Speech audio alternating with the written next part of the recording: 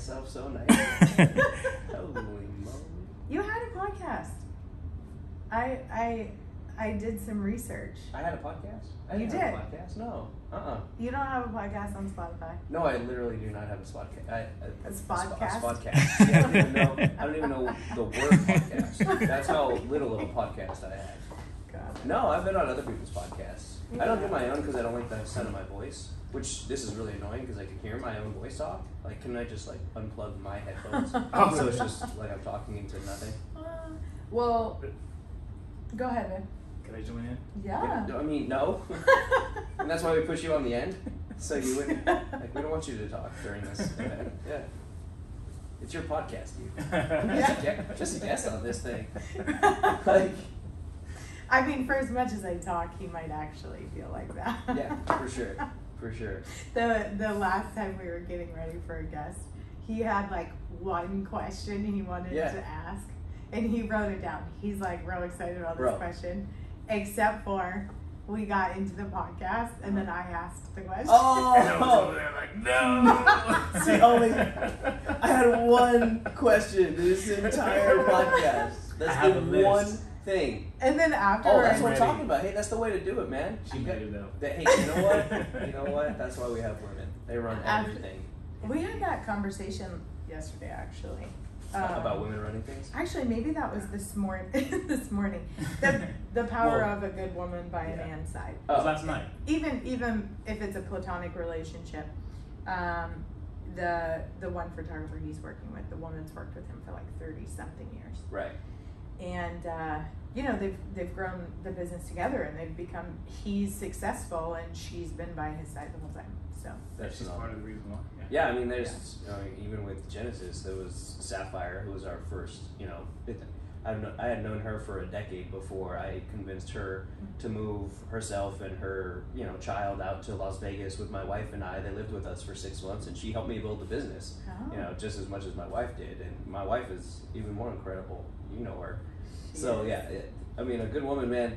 That's why all of my clinics, actually all of them except for one, are ran by women, because you get a man running things, sometimes it just burns to the ground. Yeah, don't let me run, dude. I'm trying to stay out, I'll see patients, and I'll go on podcasts and stuff like that, but let the women run everything, man. They know what they're doing, they know how to organize.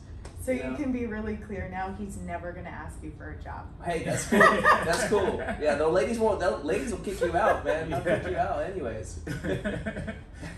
I love it. Well, welcome to the Pays to Be Clean podcast, where we shine light on how it pays off to live clean and love lifestyle and looks. I'm super excited to be here with you, Alex Spinoso, Dr. Alex Spinoso, to be more accurate. You deserve that title. You are incredible.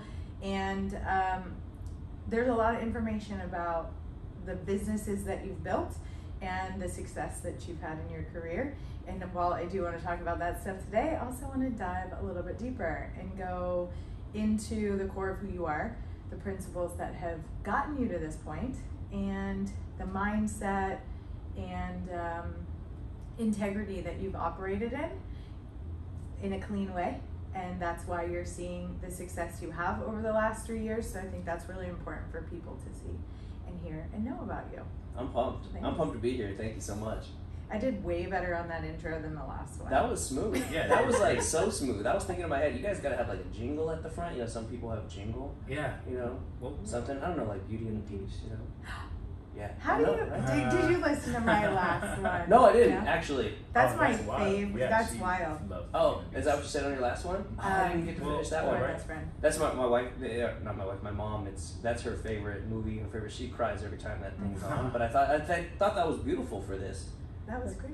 Tale as old as time, song as old as rhyme, beauty and the beast. Like picture of you like together. It'll be amazing. It'll be so good. Yeah, don't use that intro because people will not listen. Oh, I thought you did the intro. Yeah. I was a second voice actor for the movie. They never used me, but I was there. Yeah. It's an endearing way he's calling you the beast. Yeah, I mean, you know. Yeah, the I Beast think turns the out to be Beast the is a sex. stud. Yeah, dude. You see his fit in the Yeah. cover of the photo? Like, Dude is fit as hell, and then at the end he turns into this sexy freaking god, and he's got this long ass hair and stuff. I mean, look at that guy. Yeah. Yeah, I mean, know. yeah, I know, right? No, you look at him more than I do. I don't have to do that, but man. So, fun little story about Beauty and the Beast. Okay. That is my all-time favorite. I know every single word to the entire movie. We're going to Disney next month. Oh, nice. And I got a Beauty t-shirt to wear. So anyway, but my best friend of like 12, 13 years didn't know this. And we went to Disney together 2 months ago or something. And her boyfriend had set us up to have reservations at the restaurant, the Beauty and the Beast Castle. Oh, yeah. I lost my shit. Really? I was like a child. I seriously had my phone. The Beast comes out and I'm screaming and I'm like, oh my God. Like the little kids didn't Pushing even care. children out of the way. Get out of the way. I was like hiding behind pillars.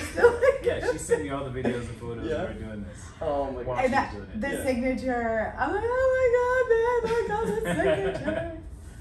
That's amazing. No, it's a magical place. It's a magical place. That'll be awesome. It'll be my first time there. It'll be your first time? Yeah, like ever? Disney World, yeah. Okay, ever. to Disney World. Went to Disneyland in California a few Yeah. times, but I heard Disney World is another level. Oh man, it's next level. Disney, so. It's huge. There's like 17 parks, and you got to drive in between the parks, and there's just so much to do. Whoa. You can spend a whole day in Epcot just eating food. I heard it's like built in like a bowl, like so there's a level ground and then it's built like inside of it. Oh yeah, man, it's deep, man. So you can go deep into from like that stuff. hotels you can't see it, Yeah. or something Right. like that. I It's don't like know a if this is hidden true, world. but It's true. Yeah. Yeah, that's true. Yeah. Wow. Oh, That's it's true. wild. I mean, I'm excited for you. That'll be fun. I can't wait. I'm excited for you in like 10 years when you take your whole squad Oh, to Disney. it's gonna be amazing. I'm so pumped for it. It's My so- wife hates Disney. Oh. Hates it. But I grew up going, and it was just such an awesome place. I can't wait to bring them because it's just a happy place. Yeah. Yeah. So you have quite the family that I do. you've built. Especially that's new. So when we first met, which we can talk about too, you guys didn't have any kids, and you were living in Vegas, and I was just telling Sean the other day, like it's been such a cool experience to watch your journey. I'm always on your videos because I mean the babies are just amazing. And I'm Right. like, I was just telling him, I'm like, we should spend a day over at the doctor's house. You should. So I can play with the Yeah, babies. absolutely. Steph keeps Yeah. saying, you know, when Amanda wants to come over, just tell her she can come over whenever she wants. I feel like I Come play know with them already. Yeah. She shows me all the videos and photos. And Look Yeah. at the, we're like laying in bed. We're laying in bed. And I'm Yeah. like, look at the baby. He's Well, I like, did get to meet them at church. yeah. When Right. we were At church the first time we went. Yeah, absolutely. So let's talk about that. Let's back up a little bit. I think when it comes to living clean, this was a good example, you and I meeting, and it is something that I do share with people often. Mm-hmm. When I'm talking about integrity in life and relationships. So you and I met through a mutual friend, and my relationship with him was also very clean, very upright, super like high level conversations. And because of that, I'm assuming he had the same thing with you. He was like, you guys have to meet. And so I've met some of the coolest people because I have had such quality relationships over the years. And it's really cool to see how when you do things the right way and you operate with integrity in relationships, those connections just naturally happen. And I feel like that's what happened with you and I. And then we showed up at the party and it was really crazy. Yeah. Did she tell you about that party story? Y'all both mentioned it during when we were out eating. Oh yeah. So it was the craziest thing. We're both living clean lives. We're business owners, trying to do our own thing, trying to grow, and we end up at this, Las Vegas party. It was a fight. It was Conor McGregor, one of his last fights, and we're there. We show up and they have pizza. Yeah, it's great. I'm just kind of standing around with my wife. My wife is off talking with people, and Amanda's sitting there, and we're just kind of like twiddling our thumbs, not really talking to anybody because it's nobody we really know. And then like a plate of cocaine goes like walking past, and I like look at Amanda. Did you just did that just happen? Did I just see that? And we're like, man, I I gotta work tomorrow. This is the weirdest place.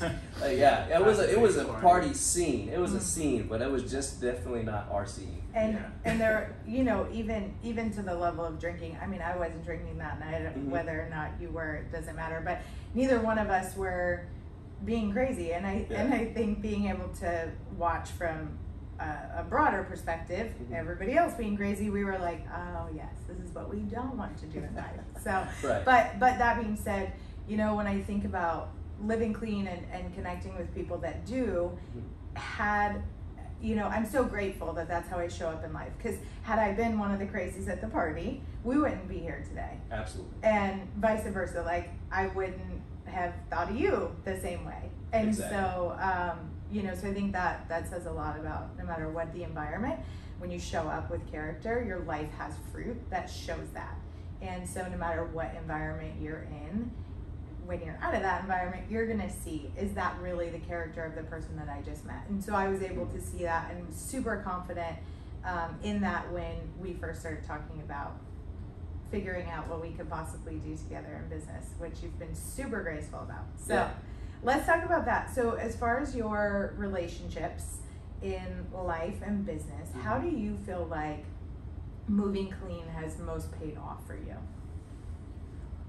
I think the biggest thing is that people want the quick buck, and the quick buck usually comes with doing something that may be against your morals or maybe against your ethics or your core values and things like that. So when you move in that direction, though, you may have a great time for a few years, a few months, maybe even a few weeks, but it's always going to catch up with you. You're always going to run into problems. You're always going to, your circle of friends or quote unquote friends will be very, very different if you take what's the hardest route and the longest route and do things ethically, do things, you know, along your core values and surround yourself with those types of people.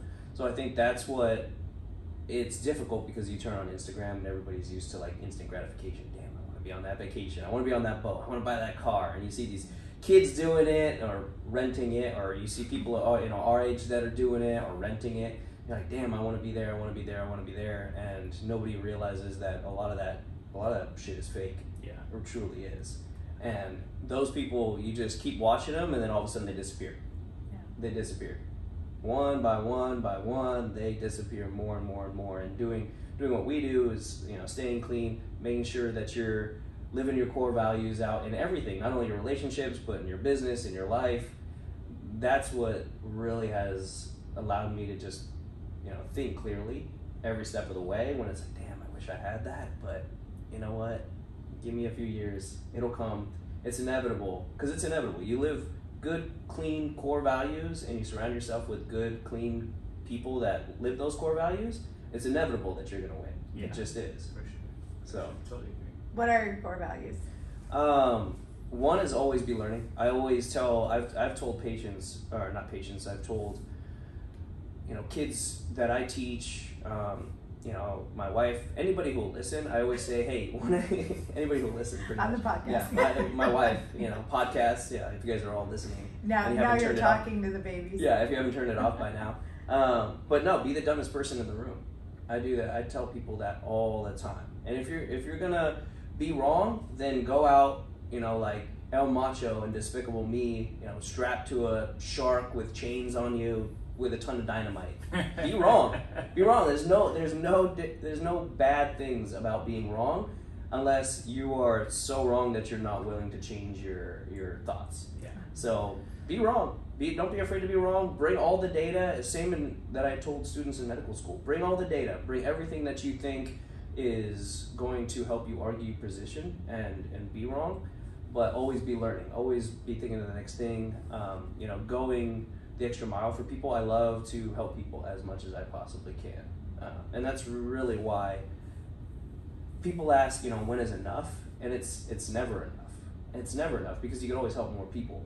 Like that's never ending, and it will never be never ending. There's always people that need help. So even if you're a millionaire, a billionaire, or just starting out, there's always more people to help. So you can be happy with yourself. I guess you could be selfish in that in that side, but I think in order to be a millionaire, a billionaire, you have to be somewhat selfless, because you have to be willing to give up some of that money or help people along the way, or surround yourself with other people that are going to get you there. So would you say charity is a part of your core values too? Yeah, I think we say always give.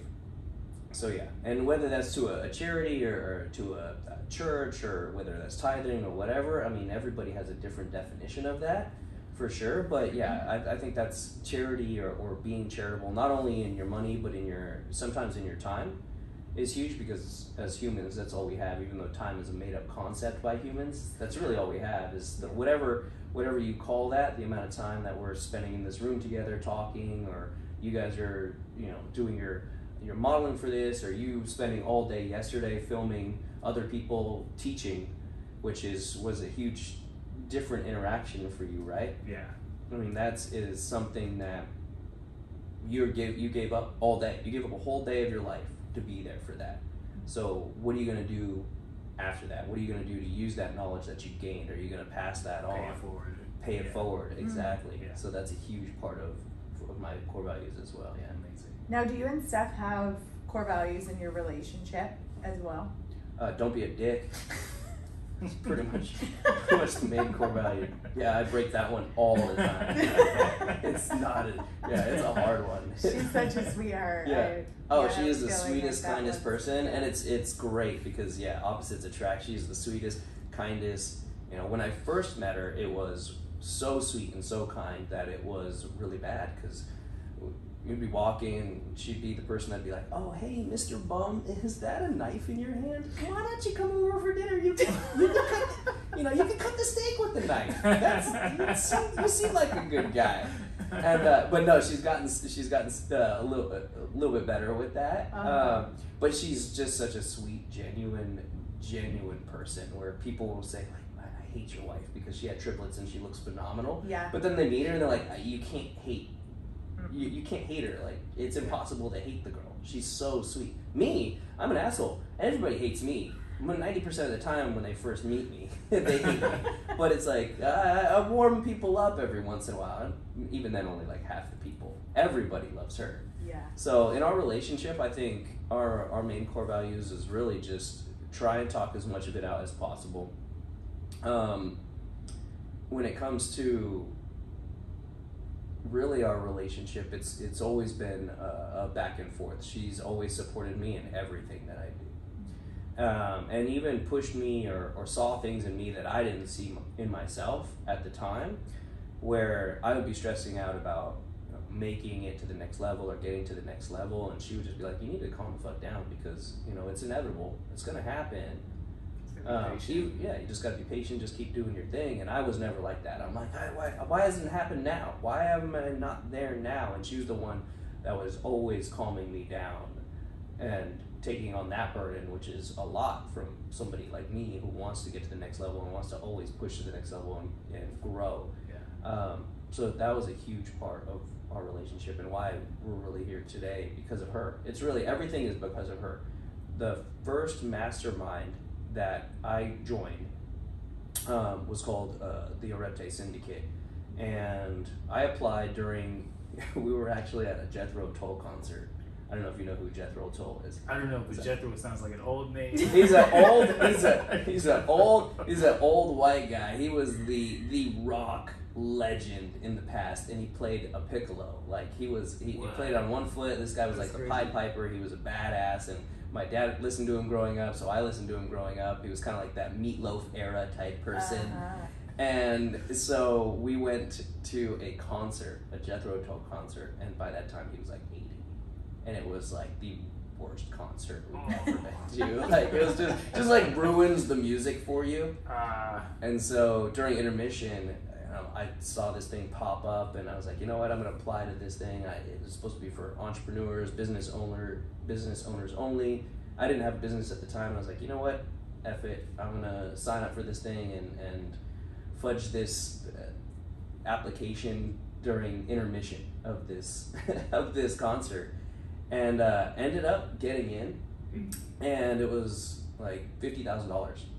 And I had, at that time, we had saved up about $100 grand total to build a business, because we had already thought about this. I'd already wanted to do this, and I was like, I don't know what it is, but I feel like I have to get into this. It's half of our savings at the time. I was like, I feel like I have to do this. I have no idea, but I'll tell you what, I'll make it worth our while. And I asked her, I was like, should I do this? I feel like I have to, but if you say no, I'm not gonna do it. And she was like, yeah, go ahead. Like, you don't spend you don't spend money on yourself, so do it.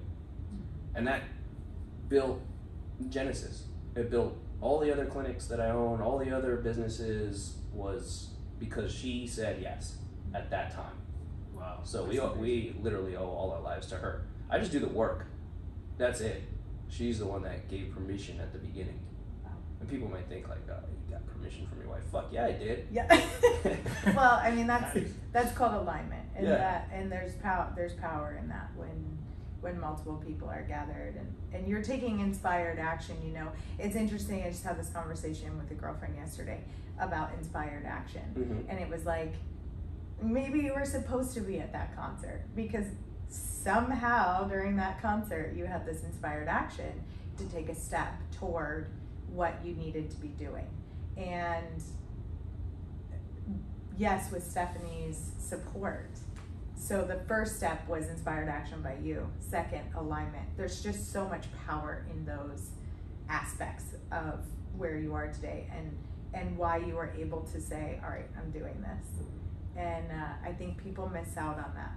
Like, when you feel inspired to do something, do it. You don't necessarily know what the whole picture is going to look like, but take that action. Right. And then investing in yourself. Absolutely. Like moving to Texas. Yeah, I was just going to say the same thing. Like, you guys, you got to tell your story of how did you guys end up here in Texas? Uh-oh, the podcast became about us now. It did. I just pointed over here. It's a Pace to Be Clean podcast. So it's your podcast. Well, we just came to visit my family once because all my family's from here. Well, I actually saw you the day before I met his family for the first time. That's right. When I came. I remember that. Yep.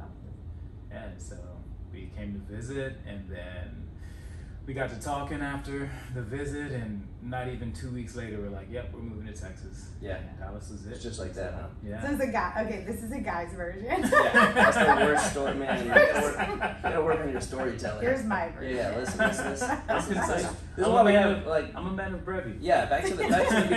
Back to the beginning. This is why we have females, so they can actually back. go back to tell the story. Very thorough. Yeah. Yeah. So I'll be more thorough in that question. Great job, babe. Great job. So when we met, he was in a transition period because of the entertainment industry and so many changes that were happening in Las Vegas. And he had said to me one day, I think we had met about a month and a half prior.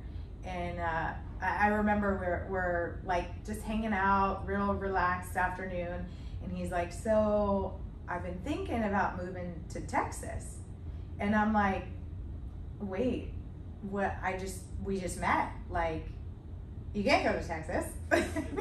He's like, well, and it was like, I could tell that was really difficult for him to say to me. And I just was like, I gotta be honest, like, I think I'm falling in love with you. Like, I don't want you to go. And I think you're falling in love. Okay. Oh, she's sold. Like, if she's thinking of moving across the country, it's too late.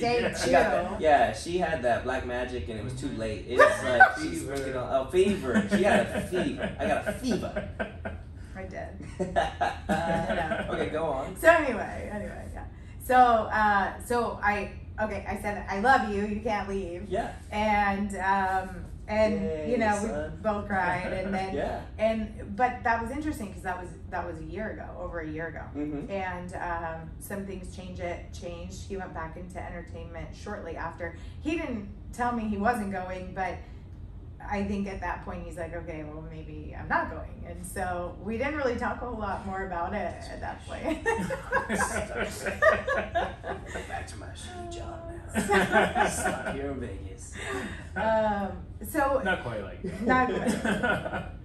So, but I think that was a great point, because in our relationship, it was like, do we believe enough in this and what foundation we're building to see what happens? Yeah. And not have him leave, or figure it out if he does need to leave, or, you know, so it's just a big turning point. Anyway, he was able to get back into the entertainment industry in Vegas, and so, you know, a year later, that helped give us time to build a real foundation, a solid foundation for our relationship. Work through some of the bullshit I think people take into relationships with them. We had some undoing, some baggage, some things to figure out. And it allowed us to do that all before saying, okay, let's actually go to Texas, which happened, you know, a year later, and here we are. But even in that, I'm like a decision maker, and I'm a bull. Yeah. And so I'm just like, oh yeah, okay, we're gonna go do that. And so as soon as I decide something, that's it. And I'm committed and loyal to my decision, partially because I don't want to say that I was wrong. So so I'm gonna see it through until like, no, I'm gonna push and do everything I possibly can, so that if I made a decision, I'm gonna stay committed to that. Because if I made the decision, I've thought through and felt through if this is a good thing to do. Right. And so so I'm gonna see that through. So when the week came up and we had signed with a modeling agency in Vegas, he had a call with us, and he said, you know, I'm still going to book you guys for things in Vegas, but we're moving to Dallas. And we're on this call, and we're like, that's crazy. Like, really? All right. So then I call you, and I'm like, hey, what are you doing this weekend? I'm going to come to Dallas. And you're like, actually, I have an event. Come by. Yeah. So it just kind of worked out. Wednesday, we had the call. By Thursday, I had our flights booked. Saturday, I was here. And by Monday, we're like, we're moving to Dallas. Yeah. So like, it literally 5 days later. And then 2 months after that, you know, which was a tough 2 months. Because like, you know, moving your life across the country as you get older, it's just not as easy as it was. No, I wanted to murder my entire family when I got here. I'm like, there are a lot of woods between Las Vegas and Dallas that I could bury you people. Like, yeah, I'm looking out like, oh man, that would be a great spot. Nobody would ever find a body there. Like, this whole trekking across the country is not cool. Yeah, it's intense. Yeah, people do it on Instagram with their vans, and they're like, it's the best thing ever. Like, no, it fucking isn't. It's no. not. It's painful. Yeah, exactly. But so that's how we ended up in Texas. That's awesome. Yeah. Let's take a quick second and just make sure that. Yes. Do you mind? No. Just make sure everything's still on I and got running. headphone hair. Dude, don't even worry about it. We can see you from the front anyways. Let me make sure my camera's still on. It's still rolling. All right, cool. Let's turn it off, 28 though. minutes. We'll turn it off and turn it back on just so that it keeps going. And Cameras are working. back on. Doing it. Rolling. That's still recording.